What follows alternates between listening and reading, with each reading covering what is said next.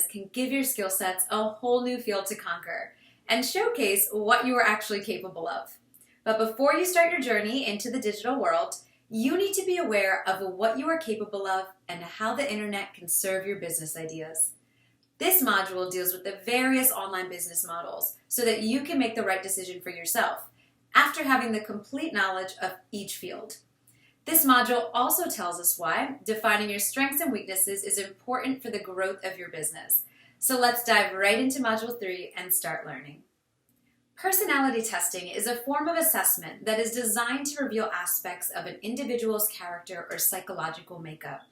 A personality test may take the form of a questionnaire or other standardized instruments and can help you uncover hidden areas of your personality, allowing you to get to know and understand yourself a little better.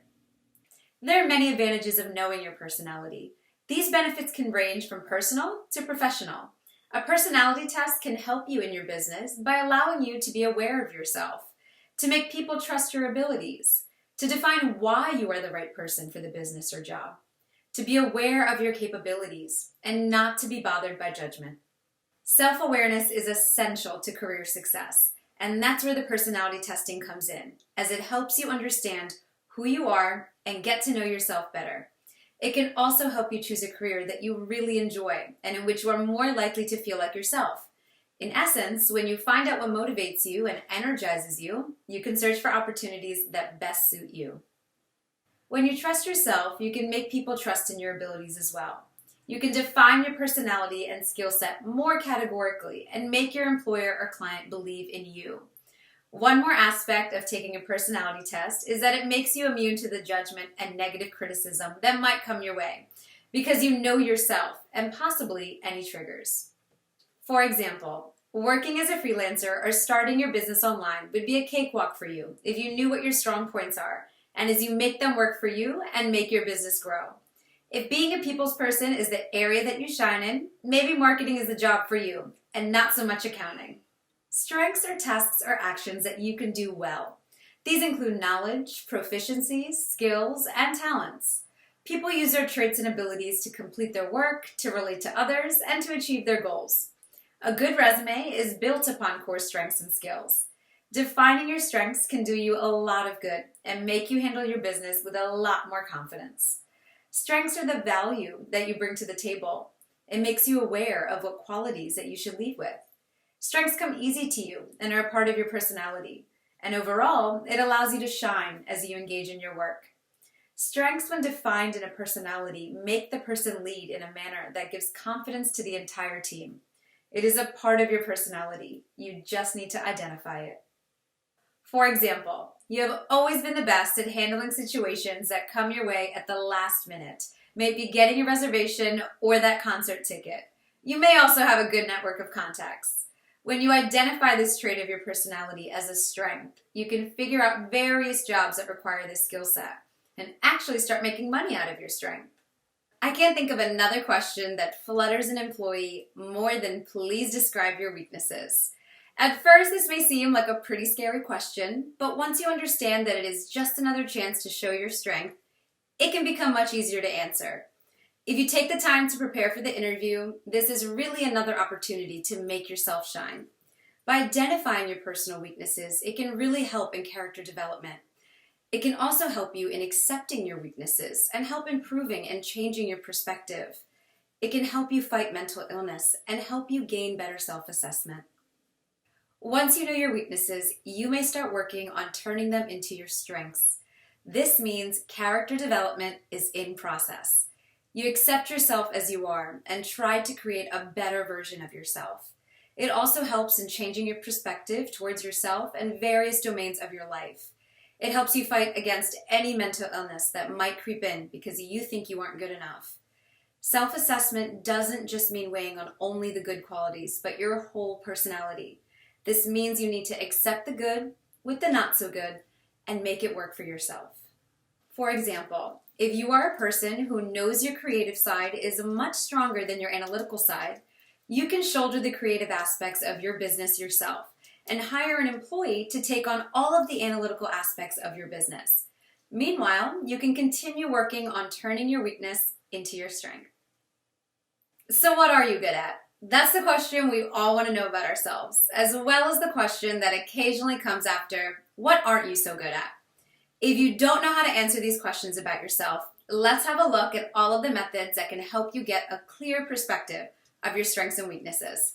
You may opt for any of the personality tests mentioned. The first one is the SWOT analysis, which covers strengths, weaknesses, opportunities, and threat analysis. The second is the SCORE analysis, which covers strengths, challenges, options, responses, and effectiveness. The third is the SOAR analysis, which covers strengths, opportunities, aspirations, and results. And the fourth is called noise analysis, which covers needs, opportunities, improvements, strengths, and exceptions. All of them are great to figure out what you are good at and what you need to work upon. You can employ these methods to understand your team better and allocate work accordingly. For example, after taking any of these tests, if you find that managing clients is a threat to most of your employees, you may think of getting an employee who is an expert at that, or you might think of managing that area yourself. Meanwhile, you can arrange workshops and training sessions for your staff to make your team stronger. The SWOT analysis is a key part of any business planning or analysis. SWOT stands for strengths, weaknesses, opportunities, and threats. Strengths and weaknesses are internal factors, and opportunities and threats are external factors. SWOT analyzes a project or business venture by focusing on each of these factors. It typically consists of 4 boxes, one for each area. The SWOT analysis can be especially useful when trying to decide on a certain venture or strategy by visualizing the pros and cons. By clearly outlining all the positives and the negatives of a project, SWOT analysis makes it easier to decide whether or not to move forward. SWOT is a very popular method, known for its simple and useful framework. It makes you ask questions to yourself, and it helps you make the most of what you have, while helping you eliminate hazards along the way. Yes, SWOT analysis is the most popular personality test that people take, but it is not the only option you have.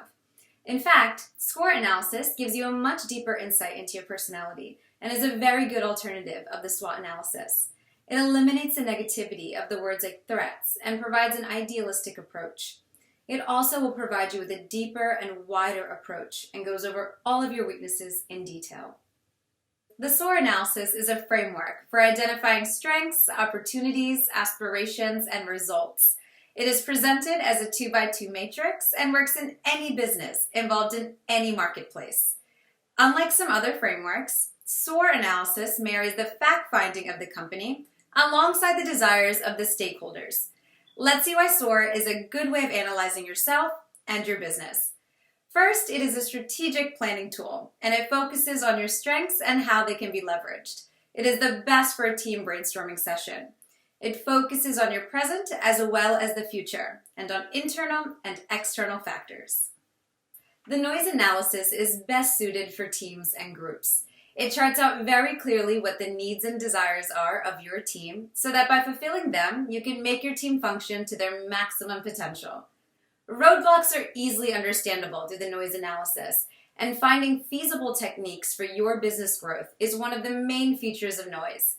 It is great at making you look at the opportunities which had gone unnoticed in the past.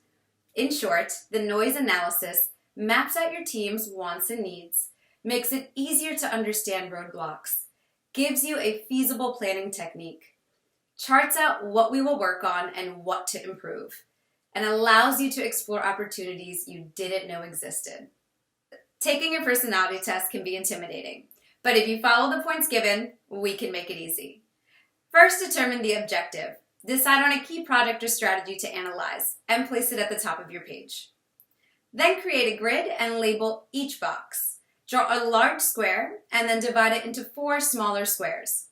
For example, write the word strengths inside the top left box, weaknesses inside the top right box, opportunities within the bottom left box, and threats inside the bottom right box. These are the titles, so they should be distinguished from the rest of the text using either color or font size. SmartDraw offers several SWOT diagram templates designed to make construction quick and easy. Then add your observations about yourself or the team. Add factors that affect the project to the applicable boxes. For example, components of the SWOT analysis may be qualitative and anecdotal, as well as quantitative and empirical in nature. Factors are typically listed in bullet form. And finally, you can draw conclusions. Analyze the finished analysis. Be sure to note if the positive outcomes outweigh the negative. If they do, it may be a good decision to carry out the objective. If they don't, adjustments may need to be made.